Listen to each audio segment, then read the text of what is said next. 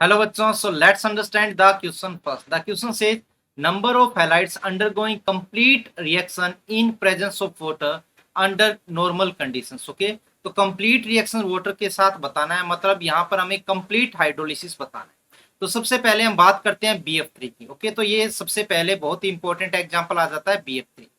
तो BF3 की जब रिएक्शन करवाई जाती है H2 के साथ, तो हमें जो प्रोडक्ट मिलता है वो क्या मिलता है, देखिए यहाँ से बोरोन +3 में है, तो यहाँ पर हमें मिलता है boric acid BOS thrice. Okay, तो इसका मतलब यहाँ पर इसके 3 मोल्स लिए गए हैं और साथ में हमें क्या मिलता है 3 मोल्स ऑफ H।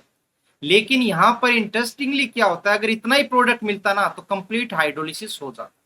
लेकिन यहाँ पर होता क्या है, देखिए ये जो 3 मोल्स ऑफ HF बने, ये क्या करते हैं, वापस से BF3 के साथ रिएक्शन करते हैं, मतलब इसके भी 3 मोल सब लेने पड़ेंगे। तो हमें क्या मिलता है 3HBF4, मतलब यहाँ पर एक कॉम्प्लेक्स फॉर्मेशन हो जाता है HBF4 का। ठीक है, तो एक तरीके से यहाँ पर क्या हुआ, BF3 का कंप्लीट हाइड्रोलिसिस तब होता जब केवल ये एक रिएक्शन रहती। तो यहाँ पर जब ओवरऑल हम इस रिएक्शन को देखते हैं तो यहाँ हमें मिला है 4BF3 प्लस 3HF से कैंसिल एंड 3H2O, और प्रोडक्ट हमें मिला है क्या, BOS थ्राइस प्लस 3HBF4।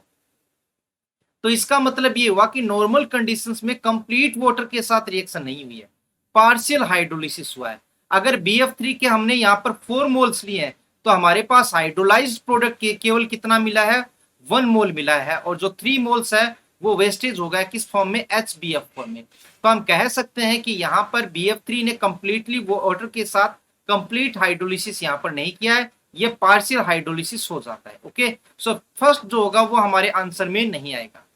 अब बात करते हैं BCl3 की। तो BCl3 में हमें दिक्कत नहीं होती, क्यों, क्योंकि यहां पर मिलेगा BOS थ्राइस प्लस 3HCl। अब माइंड में क्वेश्चन आएगा कि सर ये पिछली बार जो आपने किया था प्लस 3H2O लिख देते हैं कि 3HCl है, तो ये 3BCl3 के साथ रिएक्शन करके क्या BCl4 माइनस नहीं बना सकता, क्या यहाँ पे HBCl4 नहीं बना सकता, तो आंसर होगा नो, क्योंकि जो बोरोन है, ठीक है ना, वो लास्ट साइड क्लोरीन को अपने साथ इस तरीके से अटैच नहीं करवा सकता, इसका एग्जिस्टेंस नहीं होता है, मतलब इसका जो हाइड्रोलाइज प्रोडक्ट होगा वो केवल यही होगा। तो BCl3 का कंप्लीट हाइड्रोलिसिस पॉसिबल है। नंबर 3 अगर बात की जाए NCl3 की, तो NCl3 का हाइड्रोलिसिस होता है तो हमें नाइट्रोजन से अमोनिया मिलेगी और Cl से क्या मिलेगा, देखिए नाइट्रोजन यहाँ पर -3 में है, Cl यहाँ +1 में है। रीजन ये है कि क्योंकि जो नाइट्रोजन की इलेक्ट्रोनेगेटिविटी ज्यादा है, तो नाइट्रोजन के जो कांटेक्ट में आएगा वो H+ आएगा और Cl के कांटेक्ट में आएगा OH, तो साथ में हमें मिलता है क्या, यहाँ पर HOCl। तो यहाँ पर कंप्लीट हाइड्रोलिसिस हो जाता है, तो इसका भी हाइड्रोलिसिस कंप्लीट है। फोर्थ बात करते हैं हम AlCl3 की। तो AlCl3 की जब H2O के साथ रिएक्शन होती है तो क्या हो जाता है, देखिए एल्यूमिनियम हाइड्रोक्साइड प्लस HCl मिल गया, तो कंप्लीटली हो जाता है ये भी।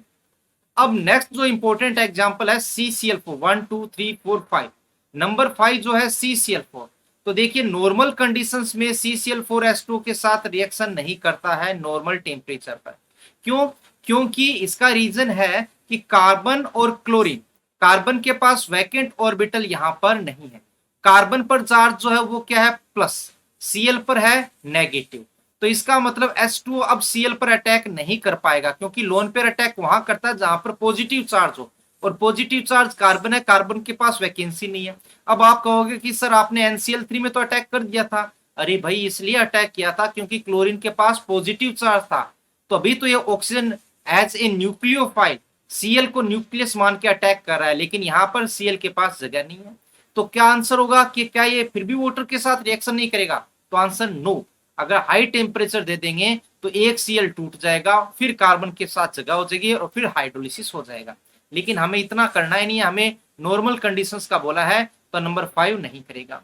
नंबर 6 PCl3, तो ये तो बड़ी इंटरेस्टिंग है, देखिए H2O P पर पॉजिटिव +3 चार्ज, तो यहाँ पर 3OH जोड़ दो, इसका मतलब POS थ्राइस प्लस H2O। इसको किस फॉर्म में लिखते हैं हम, फोस्फोरिक एसिड को H3PO4 के फॉर्म में लिखते हैं।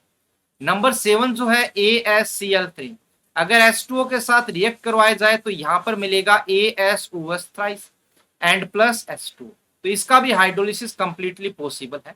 ठीक है, तो यहां पर इसका मतलब हुआ क्या है, कि ASCl3 हाइड्रोलाइज हो गया, PCl3 हो गया, AlCl3 हो गया, NCl3 हो गया, BCl3 होगा, लेकिन BF3 कंप्लीटली हाइड्रोलाइज्ड यहाँ पर नहीं हुआ, इसका पार्शियल हाइड्रोलिसिस हुआ है।